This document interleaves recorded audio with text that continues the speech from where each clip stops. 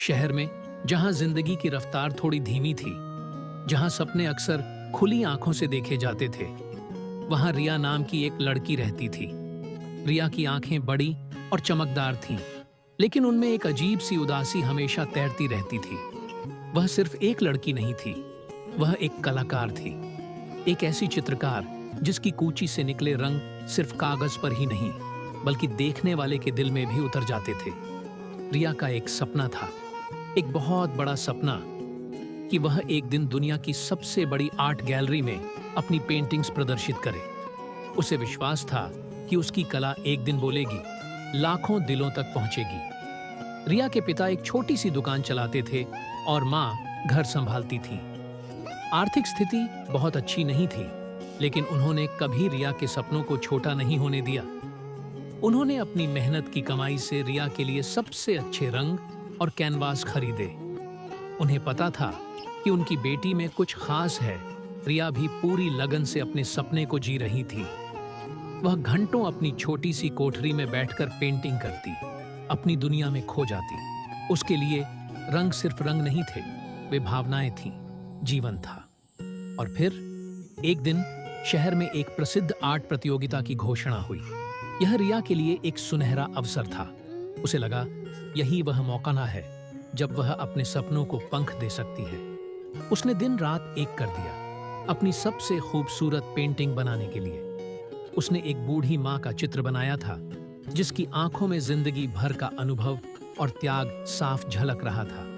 यह पेंटिंग सिर्फ एक तस्वीर नहीं, बल्कि भावनाओं का एक सागर थी।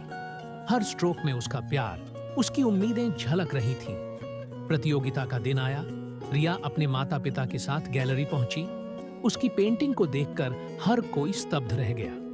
जजों ने भी उसकी कला की बहुत तारीफ की। शाम को विजेताओं की घोषणा होनी थी। रिया का दिल जोरों से धड़क रहा था। उसे विश्वास था कि वह जीतेगी। लेकिन जब विजेताओं के नाम पुकारे गए, तो रिया का नाम नहीं था। आवाज में दर्द। उसे लगा जैसे उसके कानों में शोर होने लगा हो। उसकी सारी उम्मीदें एक पल में टूट गईं। वह अपनी जगह पर जड़वत खड़ी रही। उसकी आंखों से आंसू बहने लगे। उसके माता पिता ने उसे सांत्वना दी, पर उसका दर्द कम नहीं हो रहा था। घर आकर उसने अपनी सारी पेंटिंग्स को एक कोने में फेंक दिया। उसने सोचा, मेरी कला की कोई कद्र नहीं। कई दिनों तक रिया ने अपनी कूची को हाथ नहीं लगाया। उसका कमरा सूना हो गया था। उसके रंग, उसके कैनवास सब धूल फांक रहे थे। एक शाम उसकी माँ उसके पास आई। उन्होंने रिया की एक पुरानी पेंटिंग उठाई, जिसमें एक छोटी बच्ची मुस्कुरा रही थी। माँ प्यार भरी कोमल आवाज में, रिया, तुमने यह चित्र कब बनाया था? मुझे याद है, यह कितना प्यारा है। क्या एक प्रतियोगिता का नतीजा तुम्हारी कला को परिभाषित करेगा? कला तो दिल से आती है, और तुम्हारा दिल तो बहुत बड़ा है। माँ की बातों ने रिया को सोचने पर मजबूर कर दिया। उसने अपनी आंखों से आंसू पोंछे और उस पेंटिंग को ध्यान से देखा। उसमें अभी भी वही मासूमियत थी। उसे एहसास हुआ कि उसकी कला सिर्फ दूसरों को प्रभावित करने के लिए नहीं, बल्कि उसके अपने जुनून के लिए थी। उसने अपनी पेंटिंग्स को फिर से उठाया, धूल झाड़ी और उन्हें प्यार से देखा। धीरे धीरे रिया ने फिर से पेंटिंग करना शुरू किया। उसने प्रतियोगिता में न जीतने के दर्द को अपनी कूची से कैनवास पर उतारा। यह दर्द, निराशा और फिर से उठ खड़े होने की कहानी थी। इस बार उसकी कला में एक नई गहराई थी, एक नया दर्द था, जो उसे और भी मजबूत बना रहा था। उसने अपनी पेंटिंग्स को किसी प्रतियोगिता के लिए नहीं, बल्कि अपने सुकून के लिए बनाया। कुछ समय बाद एक स्थानीय आर्ट डीलर ने रिया की पेंटिंग्स देखीं।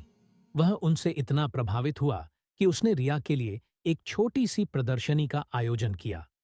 इस प्रदर्शनी में सिर्फ रिया की कला नहीं, बल्कि उसकी टूटे हुए सपने से उभरने की कहानी भी बयां हो रही थी। लोगों ने उसकी कला को सराहा और उसकी हिम्मत की दाद दी। आवाज में संतुष्टि। रिया ने कभी वह प्रतियोगिता नहीं जीती, लेकिन उसने कुछ और जीत लिया था, अपने ऊपर विश्वास और अपनी कला के प्रति सच्चा प्रेम। उसने समझा कि कुछ सपने टूटते हैं ताकि हम उनसे भी बेहतर कुछ बना सकें।